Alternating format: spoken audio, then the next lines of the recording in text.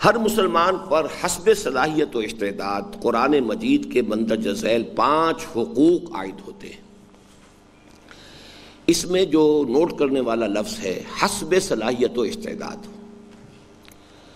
ظاہر بات ہے کہ اللہ تعالیٰ نے انسانوں کو جو پیدا کیا ہے تو سب انسان برابر صلاحیتوں کے حامل نہیں ہیں، فرق و تفاوت ہے۔ نہ ہر زن زنست و نہ ہر مرد مرد خدا پنج انگشت یکساں نہ کرد۔ تو جس شخص کے اندر جتنی اس نے صلاحیت اور استعداد رکھی ہے اتنا ہی وہ حساب لے گا، اور یہ اس کے علم میں ہے، چاہے وہ جینز کے اندر تھا، چاہے وہ انوائرمنٹ میں جو فیکٹرز تھے اس کے ڈیولپمنٹ میں، جو اس کی شخصیت کے لیے گیون فیکٹرز ہیں۔ اب ظاہر بات ہے میں ہوں، آپ ہیں، ہمیں جو جینز ملے ہیں اپنے والدین سے، آباء و اجداد سے، وہ ہمارا اپنا چوائس تو نہیں ہے، وہ تو اللہ تعالیٰ کی طرف سے چلے آ رہے ہیں۔ اسی طرح کون کس ماحول میں پیدا کیا گیا ہے، اسے کس قسم کے بچپن میں، اس کے بعد جو حالات جو ہیں اس کے اندر اس کی پرورش ہوئی ہے، یہ بھی اس کے لیے اس کے چوائس میں نہیں ہے، اس کے لیے گیون ہے۔ ان تمام چیزوں سے انسان کی ایک شخصیت بنتی ہے، اس کی کچھ صلاحیتیں جو ہیں وہ ترتیب پاتی ہیں۔ پھر یہ کہ اللہ تعالیٰ کی طرف سے ہر انسان کو ایک آزاد ارادہ بھی دیا گیا ہے۔ یہ آزاد ارادہ ظاہر بات ہے کہ ان چیزوں کے اندر اندر ہی وہ اپنا جولانی دکھا سکتا ہے۔ اسی لیے قرآن مجید میں ایک جگہ اس کو کہا گیا ہے شاکلہ۔ شاکلہ جو ہے شکل، جیسے کہ پیٹرن ہوتا ہے، کسی چیز کو ڈھالنا ہوتا ہے، لوہا ہے اسے آپ نے کسی شکل میں ڈھالنا ہے تو اس کے لیے پہلے ایک پیٹرن بنایا جاتا ہے، ہمارے مستری لوگ اسے پاٹن کہتے ہیں۔ آپ نے وہ لوہا جو ہے اس کو پگھلایا، پھر اس میں ڈال دیا تو اسی کی شکل اختیار کر لے گا، شاکلہ ہے۔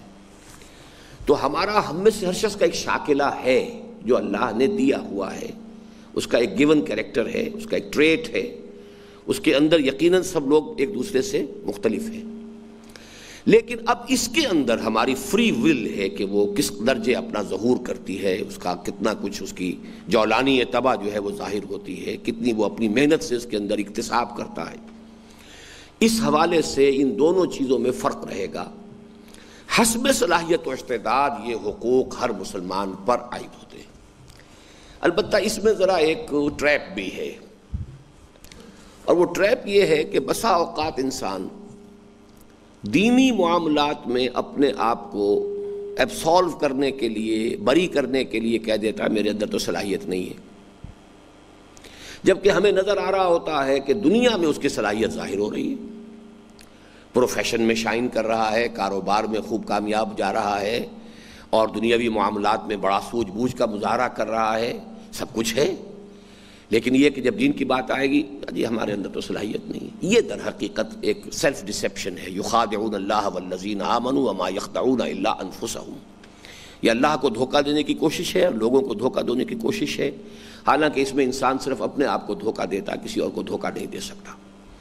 تو اس کا حل کیا ہے؟ اپنی امکانی حد تک کوشش کرو، جا وہیں تک سکو گے جہاں تک کہ تمہارا شاکلہ ہے۔ یہ جملہ اچھی طرح نوٹ کر لیجیے۔ اپنی امکانی حد تک کمی اگر آپ نے کر دی تو آپ مجرم ہیں، وہ آپ نے کر دیا، جتنا آپ کھود سکتے تھے کھود دیا، تو آپ کامیاب ہو گئے، چاہے آپ تہ تک پہنچے کہ نہیں پہنچے، تیل نکلا کہ نہیں نکلا، اس سے آپ کی کامیابی ناکامی کا اس سے کوئی تعلق نہیں۔ لیکن اگر جو آپ کے اندر استعداد تھی کھدائی کرنے کی، اس میں آپ نے خود کمی رکھی تو آپ مجرم ہو گئے۔ یہ اصول جو ہے بہت بنیادی اصول ہے، اسی لیے حضور صلی اللہ علیہ وسلم نے فرمایا اعملوا فکلکم میسر لما خلق۔ یہ بہت اہم حدیث ہے۔ اعملوا، محنت کرو، کوشش کرو، جد و جہد کرو، فکلکم میسر لما خلق۔ بہرحال میسر وہی کچھ آئے گا کہ جو تمہاری اس خلقت کے اندر ودیت ہو چکا ہے، اس سے آگے، جس کو انگریزی میں کہتے ہیں one cannot outgrow his skin. آپ کتنے موٹے ہو جائیں، کتنے اپنے مسل ڈیولپ کر لیں، کتنی فیٹ اپنے اوپر چڑھا لیں، بہرحال یہ جو یہ کھلڑی ہے اس کے تو اندر ہی رہیں گے، وہ کھلڑی پھیلتی جائے گی، کھال کے اندر تو رہنا ہے، اس سے باہر آپ نہیں نکل سکتے۔ تو اس ایک جملے کے حوالے سے یہ ذہن میں رکھیے کہ حسب صلاحیت و استعداد کی وجہ سے کوئی شخص اپنے آپ کو بری نہ سمجھ لے یہ کہہ کے کہ میرے اندر تو صلاحیت نہیں ہے۔